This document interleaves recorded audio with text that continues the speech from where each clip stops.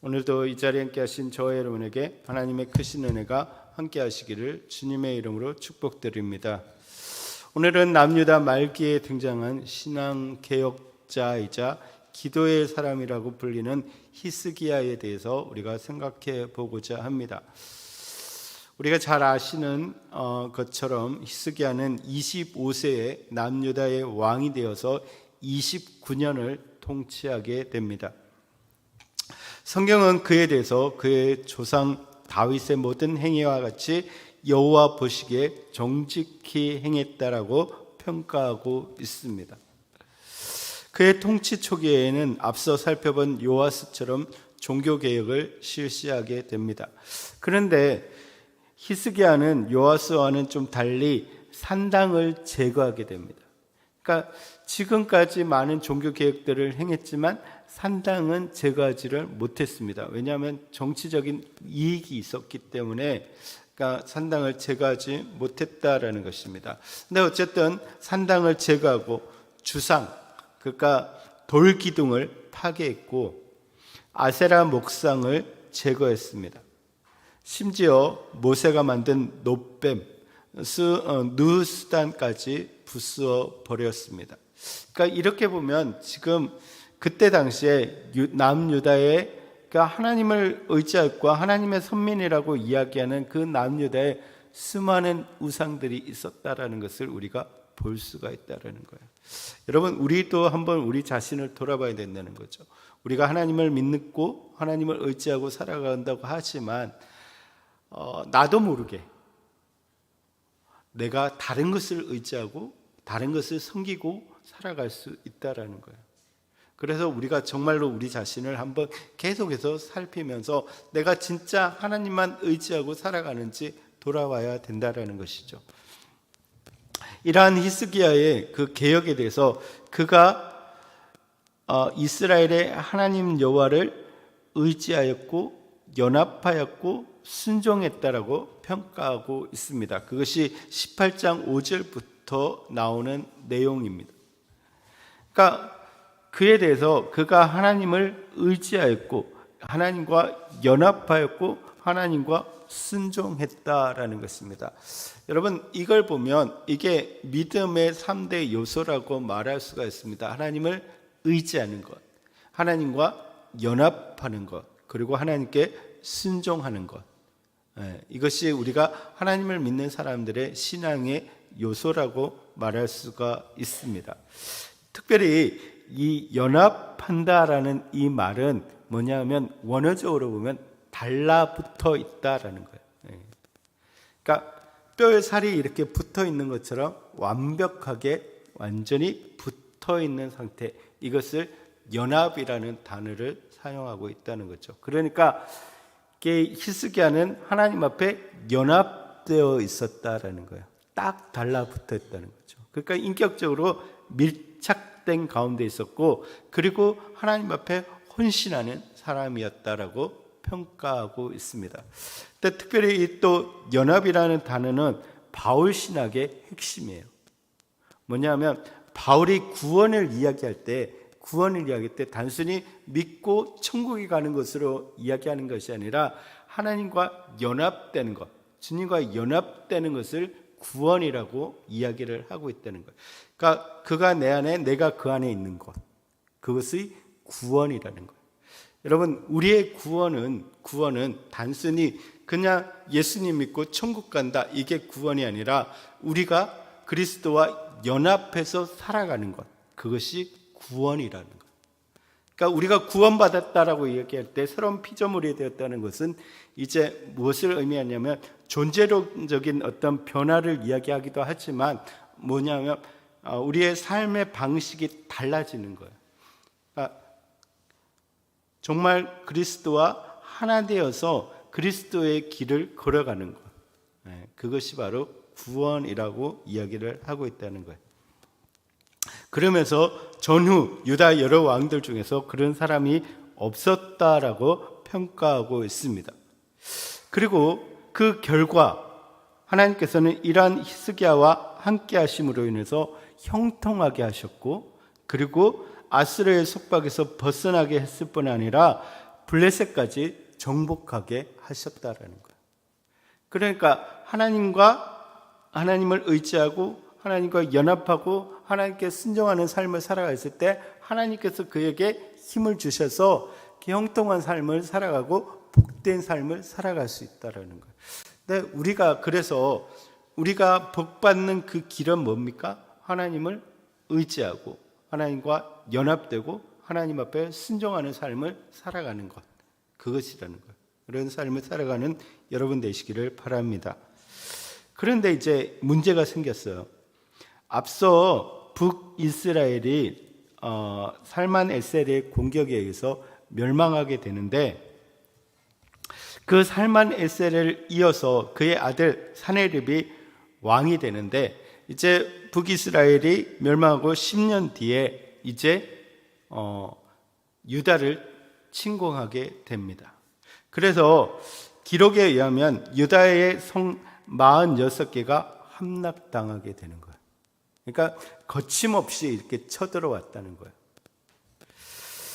그때 히스기야는 그들의 요구대로 성전과 왕궁의 금과 은을 다 벗겨가지고, 그러니까 금으로 세워진 것들 다 벗겨가지고 금 30달란트, 은 800달란트와 각종 보물들을 조공으로 바치면서 타협을 했다는 거예요. 그러니까 항복할 때니까 우리 더 이상 건드리지 말아줘라고 했다는 거예요. 여러분 생각해 보면 방금까지 하나님께서 그를 의지하고 연합하고 순종해가지고 형통하게 하셨다고 얘기를 하셨고, 그리고 블레셋을 정복하게 하셨어요. 그죠? 그런데 지금 아수르가 쳐들어오니까 어떻게 합니까? 히스기야가 항복해버려요. 하나님께 묻지 않고 항복해버려요.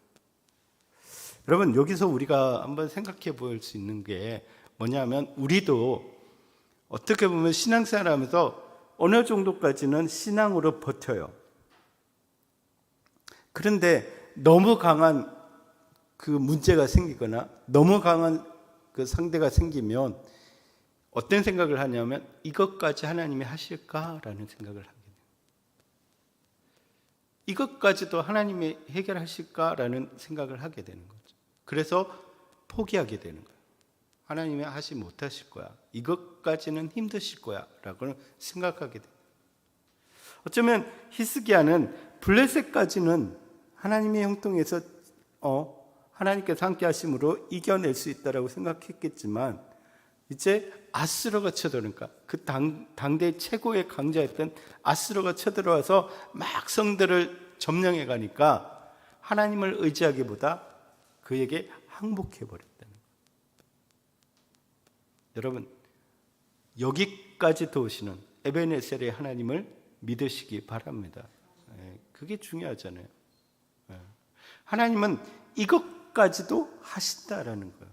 만약에 히스기야가 하나님 앞에 꿇어 엎드렸다면 하나님께서 아수르를 이기게 하실 거예요. 뒤에 보면 그 사네립이 결국은 망하고 죽게 되는 것을 볼 수가 있다는 거예요. 그러니까 역사의 주관자는 하나님이시다는 거예요. 굉장히 강해 보이고, 심지어는 유다의 성읍들이 이렇게 점령되어 오는 것을 볼 때 정말 그 위기 앞에서 우리가 해야 되는 것은 무엇입니까? 두려워하지 말고 기도해야 된다는 거예요. 두렵죠. 사실은 두려워요.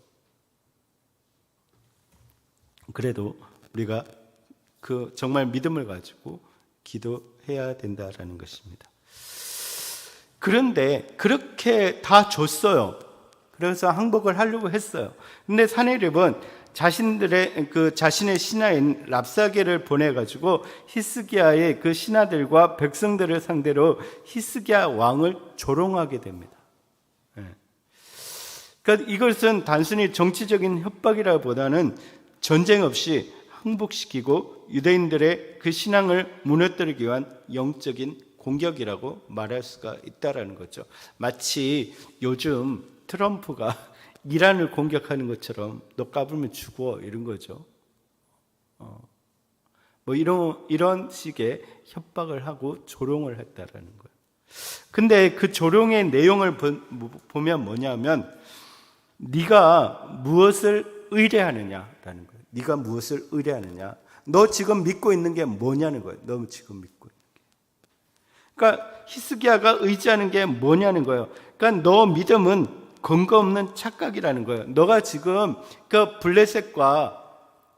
블레셋과 주변의 그 작은 나라들을 너희가 싸워서 이기고 점령했다고 해서 네가 지혜롭고 용맹하다고 생각하느냐? 그걸 믿고 지금 나한테 까부는 거야? 그거 아무것도 아니야. 착각하지 마라는 거예요. 그러니까 우리에게 세상은 이야기하는 거야. 너가 신앙으로 너 조금 이루었다고? 너가 지혜롭고 너가 용감하다고 생각해? 아니야. 그러니까 세상은 우리에게 그렇게 조롱을 한다는 거예요. 또 두 번째는 뭐냐면 상한 갈대와 같은 애굽을 의지하느냐. 그러니까 너가 지금 의지하는 게 애굽이야? 그때 당시에 아수르와 애굽이 가장 큰 나라인데 너 애굽 의지하니? 지금으로 말하면 이제 중국이죠, 중국. 네가 중국을 의지해가지고 나한테 지금 까부는 거야? 라고 이야기하는 거예요. 그 세 번째는 너가 그러면 하나님을 의지한다고 해. 하나님을 의지한다고 해. 그럼 네가 지금 하나님을 의지하는데 너 하나님께 의지하는 산당까지도 없앴잖아. 히스기야가 산당을 없앴잖아. 너 하나님을 믿는다면서 하나님을 예배하는 것까지 없애버렸는데 너 믿음은 잘못된 거야. 여러분, 이단이 우리에게 자꾸 공격하는 그거예요. 너 교회 다니는데 너 믿고 있는 게 잘못된 거야. 너 잘못 믿고 있는 거야. 너 착각하고 있는 거야. 그렇게 믿으면 안 돼. 그렇게 맹맹하게 믿어가지고 뭐 어떻게 하려고 하며 우리의 신앙에 대해서 의심하게 만드는 거야. 너 하나님을 믿는다고 여호와를 의지한다고 이야기하지만 히스기야 봐. 산당도 없애버렸잖아. 그럼 도대체 어디 가서 뭘 믿으라는 거야? 하고 조롱했다는 거야. 그 다음에 네 번째는 뭐야? 너에게 싸울 능력이 있느냐라고 조롱하는 거야. 야, 말 2,000마리를 줄 테니까 한번 전쟁하러 나와봐. 그 말을 탈 용맹한 군사라도 있냐? 그 말을 조종할 사람이라도 있냐? 내 무기 이만큼 줄 테니까 그 무기 너 사용할 수 있어? 사용 못 하잖아. 그러니까 현실에 대해서 이야기하는 거야. 너 아무것도 못 하잖아. 그러니까 이란을 향해서 최신 무기를 줄 테니까 너 한번 사용해봐. 해봐. 너 못 하잖아. 이렇게 이야기하는 거 똑같다는 거야. 너희가 강하다고 이야기하고 나를 상대한다고 하는데 너 지금 나를 상대할 무기가 뭐 있어? 돈이 있어? 지혜가 있어? 능력이 있어? 아무것도 없잖아. 라고 말하고 있는 거예요. 그러니까 너 현실을 봐. 이런 거예요. 너 현실을 봐. 소위 말하는 현타가 오는 거지. 현타가. 너 이거 할 수 있어? 저거 할 수 있어? 라고 말하는 거예요.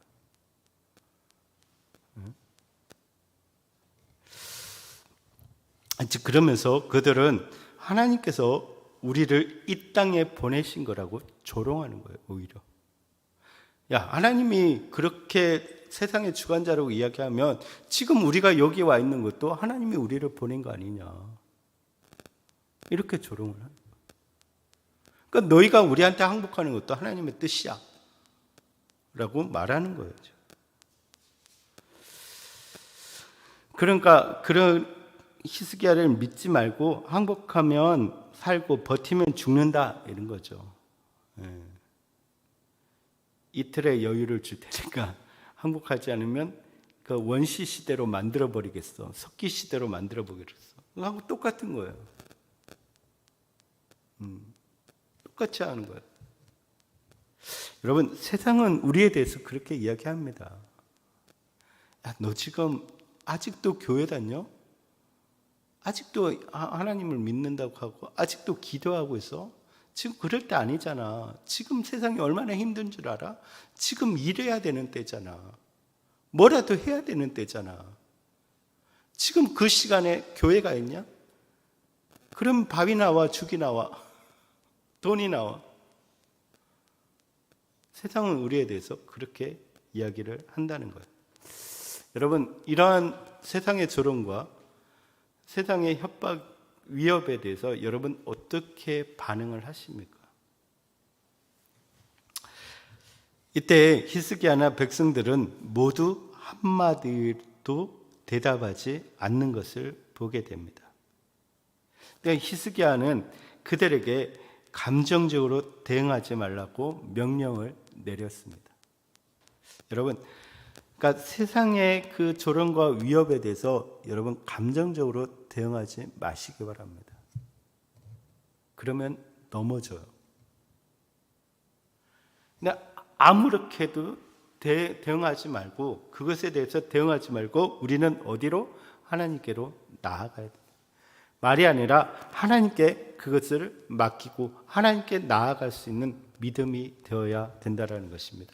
여러분, 진짜 사람들이 또 주변에서 자꾸 그렇게 할 때에 여러분 그것에 대해서 감정 상하지 마시고 하나님께 엎드리시는 여러분 되시기를 바랍니다. 마음이 아프죠. 되게 힘들죠. 잠이 안 오죠. 부글부글 끓죠. 근데 여러분 그것을 하나님 앞에 내려놓는 여러분 되시기를 주님의 이름으로 축복드립니다. 그리고는 이제 히스기야는 선지자 이사야를 찾아가 상의를 하게 됩니다. 19장의 내용을 보시면 히스기야는 옷을 찢고 굵은 베옷을 입고 여호와의 전에 들어갑니다. 그리고 하나님 앞에 겸비함과 회개와 전적인 의지를 보여주고 있습니다. 그러니까 처음에 이제 아수르가 두려워서 실패했지만 다시 그는 믿음의 자리로 돌아오는 것을 볼 수가 있습니다. 여러분, 힘들 때 그 기도의 자리, 믿음의 자리로 돌아올 수 있는 여러분 되시길 바랍니다. 이게 믿음의 탄력성이라고 얘기를 할 수 있어요. 좀 넘어졌다가도 일어날 수 있는 그런 믿음이 필요하다는 거예요.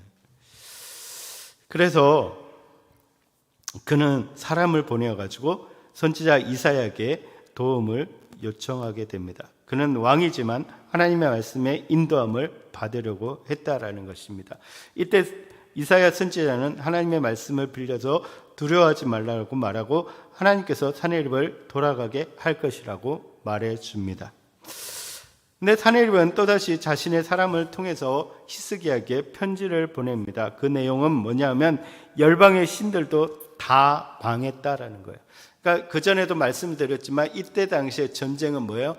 나라와 나라의 전쟁이지만 민족과 민족의 전쟁이지만 그 민족이 믿고 있는 신과 신의 전쟁이라는 거예요.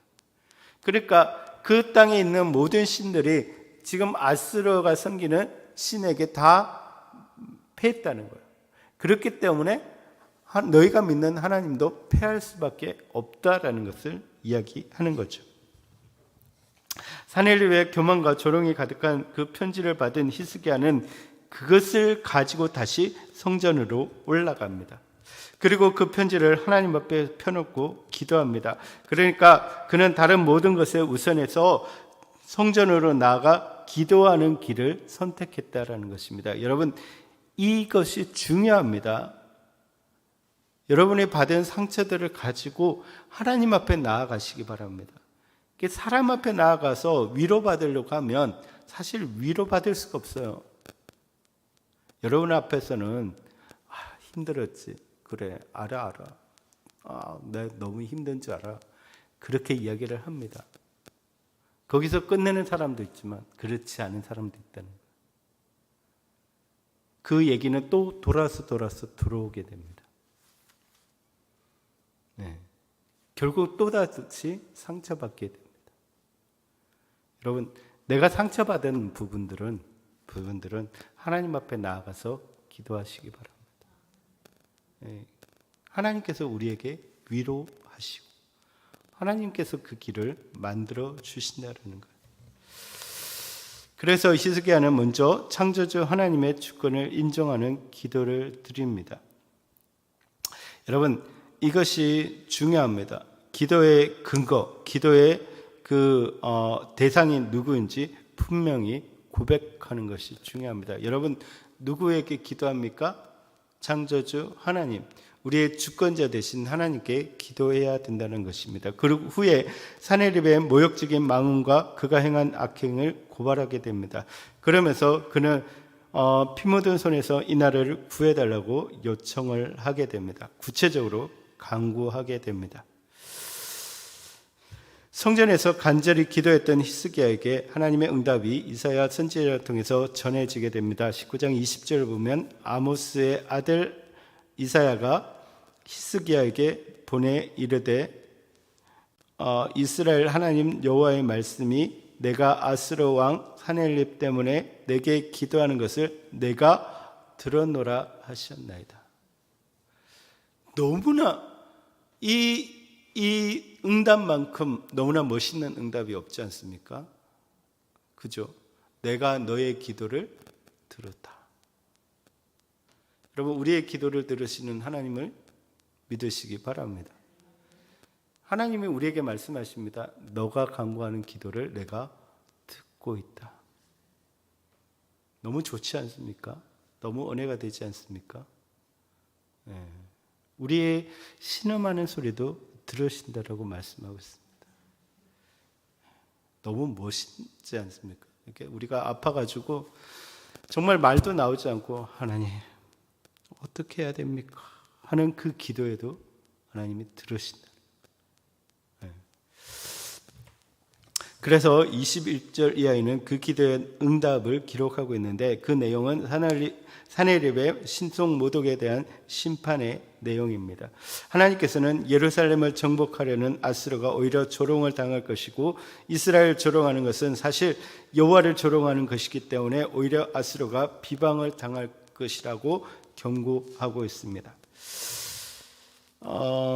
그래서 그 비방의 내용들을 보면 세상의 모든 이름을 주관하시는 창조여 통치자이신 하나님을 전혀 모르고 있기 때문에 지금 그 교만한 아스르의 코를 갈고리에 깨고 그 입에 재갈을 물려 오던 길로 끌어내서 가시겠다고 강력하게 경고하고 있습니다.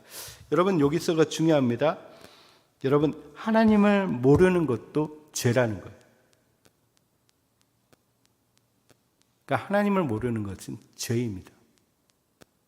여러분, 우리가 신앙생활을 하면서 하나님에 대해서 알지 못하는 것은 잘못된 것입니다. 여러분, 하나님을 깊이 알아가시기를 주님의 이름으로 축복드립니다. 이처럼 여호와 하나님은 우리의 기도를 귀담아 들으시고 그리고 인간의 교만한 마음과 행위를 그냥 보아 넘기지 않으시고 심판하신다라는 것을 말해주고 있습니다. 여러분, 우리 어려운 날들은 누구에게나 찾아옵니다. 우리는 정말로 모든 것들을 들으시고 응답하시는 하나님께 기도로 나아가는 여러분 되시기를 바랍니다. 선하시고 인자하시고 모든 것에 뛰어난 주관자이고 통치자이신 그 하나님께 온전한 기도를 드릴 수 있기를 바랍니다. 그런데 결국 그 사내립을 하나님이 응징을 하셨습니다. 근데 또 문제가 생겼어요. 20장을 시작하면서 히스기야가 병에 들려 죽게 되었다는 것이죠. 그때 이사야 선지자도 와서 곧 죽게 될 것이니까 집을 정리하라는 하나님의 말씀도 전하게 됩니다. 여러분 같으면 어떻습니까? 어느 날 갑자기 병이 들었고 하나님께서 너 죽을 거야 라고 말씀을 하셨습니다. 여러분 그때 어떻게 하시겠습니까? 하늘이 노래 주시죠. 이제 좀 살만하니까. 저희 어머니가 이제 하셨을 때로 암 판정을 받으셨을 때 그러셨다 그러더라고요. 그러니까 믿음의 분이셨고 한 번도 새벽기도를 빠지지 않으셨던 그 분이신데 이제 암이 처음 했을 때는 그래도 뭐 초기에 발견하셨으니까 된다라고 생각을 하셨는데 이게 그 시간이 지나면서 더 병이 깊어지고 이제는 손이 쓸 수 없는 상황이 되니까 그러니까 어머니가 굉장히 그 기분이라 그러죠. 이게 막 위아래로 여동을 치시는 거죠. 그러면서 저희 누나가 뭐 전화가 와가지고 본인은 도저히 감당이 안 되니까 빨리 와라고 이렇게 이야기가 됐었어. 그런 것 같아요. 우리가 믿음의 사람이라 할지라도 이게 딱 어떤 나에 대한 문제가 딱 생겼을 때는 이게 쉽지 않은 것 같아요. 그 믿음의 상태를 유지하는 것이 굉장히 쉽지는 않다라는 것이죠. 아마 히스기야도 그랬을 겁니다. 근데 히스기야는 그 자신의 병 그리고 죽게 될 것이다라는 것을 알게 되었을 때 벽을 보고 기도하게 됩니다. 그리고 심히 통곡하고 간절히 주님께 아뢰입니다. 여러분, 우리의 모습이 좀 이렇게 되기를 바랍니다. 사람들에게 말하고 사람들에게 막 감정을 막 분출하고 하기보다 하나님 앞에 나와서 기도하는 믿음의 사람이 되기를 바랍니다. 이게 좀 성숙한 믿음의 모습들을 보여주는 것이 중요한 것 같아요.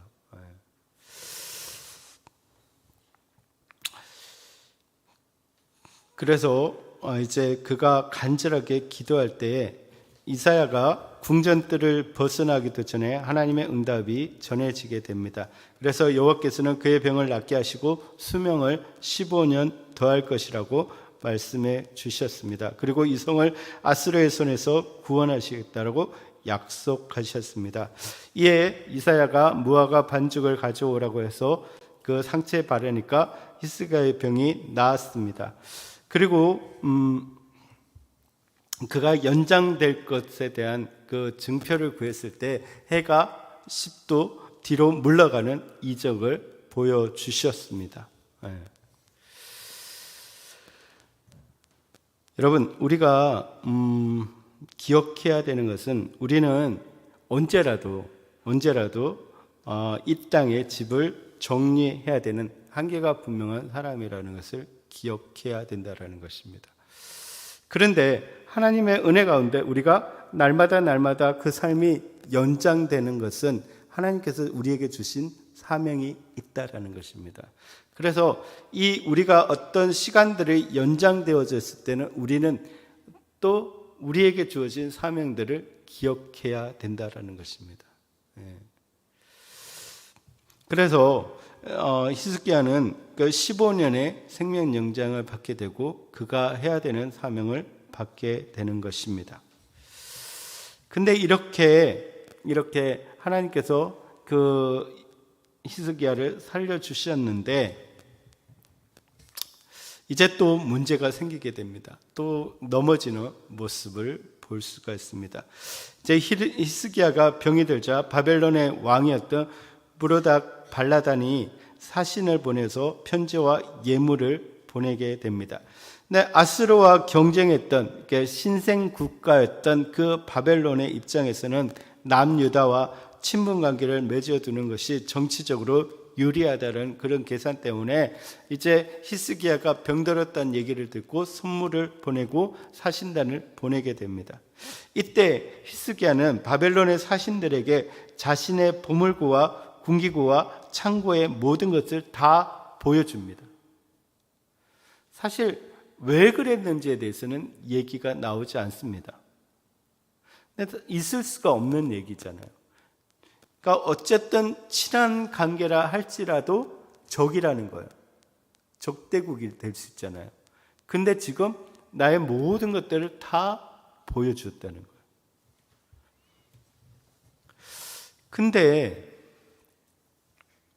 근데 우리가 유추를 해볼 수 있다는 거예요. 왜 그랬을까? 왜 그랬을까요? 그 뭔가를 보여준다는 건, 나의 것을 보여준다는 건 뭐예요? 자랑하고 싶은 마음이 있는 거죠. 근데 이걸 갖다가 의식을 했든 의식을 안 했든 그런 마음들이 우리 안에 있어가지고 행동으로 나오게 되는 거예요. 여러분, 우리가 조심해야 되는 부분이 이거예요. 그러니까 우리가 신앙생활을 하면서 신앙생활을 하는 가운데 하나님 앞에 겸손하게 서서 기도하고 신앙생활을 잘하는 사람들의 한 가지 실수를 할 수 있는 게 뭐냐면 자기 자랑을 할 수 있다는 거예요. 자기 자랑. 나는 간증을 한 거예요. 나는 간증을 하는 거예요. 하나님께서 이렇게 나를 세워주셨어. 하나님께서 이런 걸 갖다가 주셨어. 하나님이 내가 기도하니까 이렇게 세워주셨어 라고 말을 할 수 있어요. 나는 자랑할 의도가 없어요. 입으로 자랑한 게 아니에요. 그런데 그렇지 못한 사람이 들었을 때 어떻게 됩니까? 상처받을 수 있다. 여러분, 신앙의 결과는 절대적으로 일반적이지 않나요? 열심히 기도하고 열심히 봉사한다고 해서 다 부자가 되는 게 아니에요.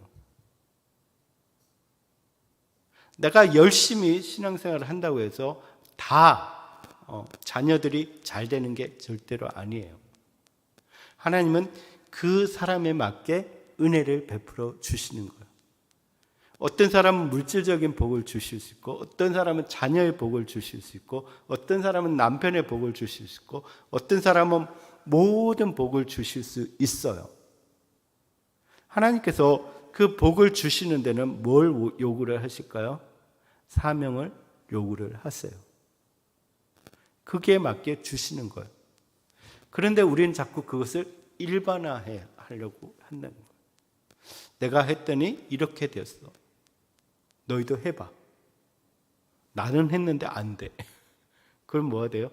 상처가 될 수 있다. 아마 히스기야도 그 자랑하고자 하는 의도가 아니라 그냥 하나님의 은혜야라고 보여줬을 거예요. 근데 그 일로 인해서 히스기야는 실패해서 결국은 그 벌을 받게 된다는 것을 알 수가 있습니다. 나라가 바벨론에 넘어가게 되고 자기의 자녀들 중에서 그 왕자들이 바벨론에 끌려가서 환관이 되는 그런 벌을 받게 된다라는 것입니다. 여러분, 우리가 별 생각 없이 무지한 판단, 어리숙한 실수를 할 때에도 그것이 죄가 된다는 것을 분명히 기억해야 된다는 것. 그래서 우리는 날마다 뭐 해야 됩니까? 우리 자신을 깨워서 민감하게 해야 돼요. 우리가 사람들과의 관계 속에서도 민감해야 된다는 거예요. 우리가 말을 할 때도 좀 민감해야 됩니다. 상처를 줄 수 있어요. 조심해야 된다. 특별히 우리가 앞장서서 일하시는 분들은 정말 조심하시기 바랍니다. 나의 열심이, 나의 열정이 사람들을 힘들게 할 수 있어요. 그래서 우리는 항상 우리 자신이 겸손해지도록, 우리를 통해서 정말 사람들이 은혜 받을 수 있도록 기도해야 된다는 것입니다. 여러분, 그래서 히스기야가 이 일로 인해서 넘어지게 되는데 하나님께서 그에게 그 심판을 예고합니다. 그때 그 히스기야도 그것을 받아들이는 것을 볼 수가 있습니다. 자기의 잘못에 대해서 인정하는 그런 모습을 보여주고 있다라는 것입니다. 여러분, 우리가 히스기야의 성공과 실패를 우리가 살펴보았습니다.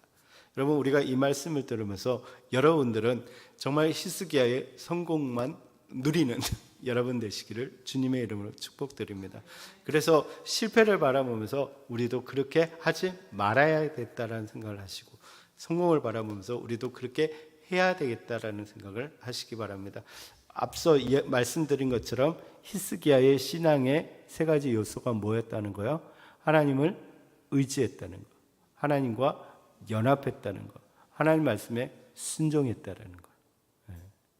하나님께서 그것을 보시고 하나님께서 그와 함께 하심으로 형통케 했다라는 것을 우리가 기억하면서 여러분들도 그러한 신앙의 모습으로 살아가는 여러분 되시기를 주님의 이름으로 축복드립니다. 그리고 민감해지시기 바랍니다. 여러분들이 정말로 우리가 하는 동안에 하나님을 알지 못하는 것이 죄가 되듯이, 또 하나님 앞에서 어떤 것이 교만이고 어떤 것이 죄라는 것도 모르는 것도 우리가 죄를 짓는 것이기 때문에 정말 말씀을 깊이 연구하시고 정말 우리 안에서 정 민감하게 하나하나를 살아갈 수 있는 여러분 되시기를 주님의 이름으로 축복드립니다.